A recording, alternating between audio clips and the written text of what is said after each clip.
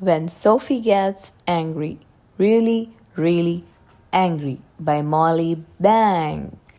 Sophie was busy playing when her sister grabbed Gorilla. My turn! No, said Sophie. Yes, said her mother. It is her turn now, Sophie. As her sister snatched Gorilla away, Sophie fell over the truck. Oh, is Sophie ever angry now? She kicks, she screams, she wants to smash the world to smithereens. She roars a red, red roar. Sophie is a volcano ready to explode. She runs and runs and runs until she can't run anymore. Then, for a little while, she cries. Now she sees the rocks, the trees, and ferns. She hears a bird. She comes to the old beech tree. She climbs. She feels the breeze blow her hair. She watches the water and the waves. The wide world comforts her. Sophie feels better now. She climbs back down and heads for home. I am home. The house is warm and smells good. Everyone is glad she is home. Everything's back together again. And Sophie is not angry anymore. Monkey dreams of flying. Monkey likes to look at the birds flying and hovering in the sky. He too wants to soar that high. People say elephants are not made for flying, but Monkey never lets that keep him from trying. So he will become a bird. For Monkey, being an elephant is just too bleak. He thinks and thinks, no, what I need is a beak. Flying, that's something I can do.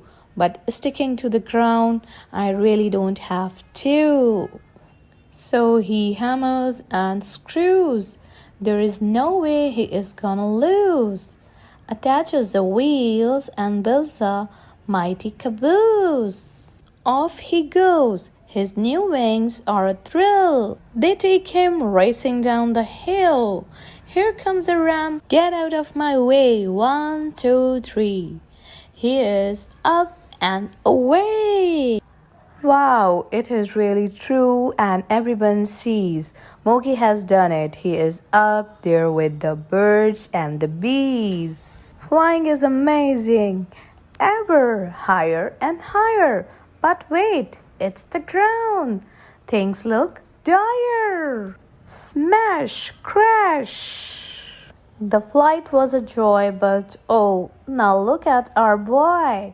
Monkey says, I am beat. How I will ever get back on my feet. Oh my dear, his hand has gone all fat. It really looks trash, but worse than all that, his bike has been smashed. Fly no more and go home. No, Monkey wants to soar. Harumphy. Why can't I roam? Being an elephant is a bore. Suddenly there was a bang. Surely that's nothing good. What was that? Monkey asked as it echoes through the woods. He looks here, he looks there, hoping to see, oh look, that bird. There has flown into a tree. Oh my, this doesn't look good, says Monkey, feeling desolate. He really needs a doctor and perhaps a bit of chocolate. With some band-aids and lots of care, she should soon be back in the air. Time to hope and pray that the bird can soon fly away. Soon the bird is well again and cheerful too. She says farewell and flies off into the blue. For bird, it's a breeze. Flying is done with ease. Smokey is sad. It seems because he can't realize his dreams. His dreams has been shattered. Maybe it doesn't matter. He just can't fly. Time to go home with a sigh. But look, who is that flying in the sky? It is the bird with her friends passing by. But Moki is so sad he doesn't see, hanging his head as sad can be. Hey, sweet Moki, we can do it together. We are all birds of a feather. Moki can't believe it. He can barely conceive it. Look at all the sights up there in the heights. Wait, hold your pants. Isn't that an elephant?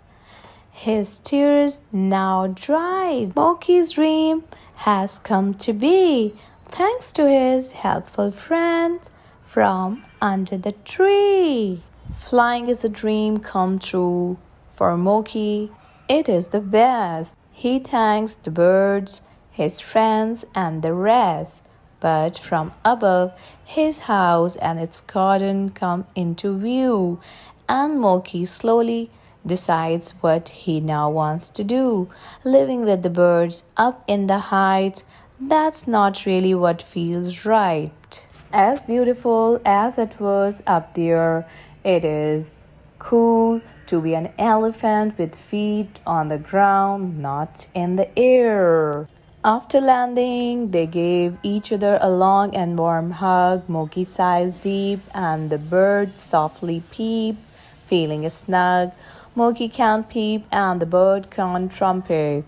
But Moki says thanks, and the bird says, think nothing of it. The digger and the flower. It was morning, and the big trucks were ready to work. Let's hoist, said Crane. Let's push, said Dozer. Let's dig, said Digger. Together they built tall buildings for working. They built roads for driving and bridges for crossing. They built and built until the loud whistle blew. I am beat, said Crane. Me too, said Dozer. The other big trucks took a break, but Digger didn't. He had found something in the rubble. Hello there, he said. The flower was tiny, but it was beautiful. Every day, while the other big trucks built, Digger visited the flower. He watered it when its leaves looked dry. He shielded it on windy days. And just before he switched off for the night, Digger sang the flower a bedtime song. The flower grew, but the city grew too. Soon, every space had been filled. Every space but one. We need to put a building here, said Crane. Dozer started his engine. Before Digger could stop him, Dozer blew a big puff of smoke and cut the flower down. Then the other big trucks went back to work, but Digger didn't. When the smoke cleared, Digger saw something in the rubble. Little seeds, he said. He scooped them up and drove. He drove past the tall buildings.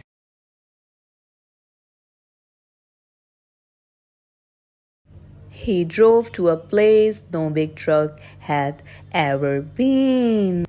There, Digger stopped. He dug and scooped and tucked the seeds into the warm earth. Every day, Digger cared for the seeds. He watered them when their leaves looked dry. He shielded them on windy days. And just before he switched off for the night, Digger sang the flowers a bedtime song.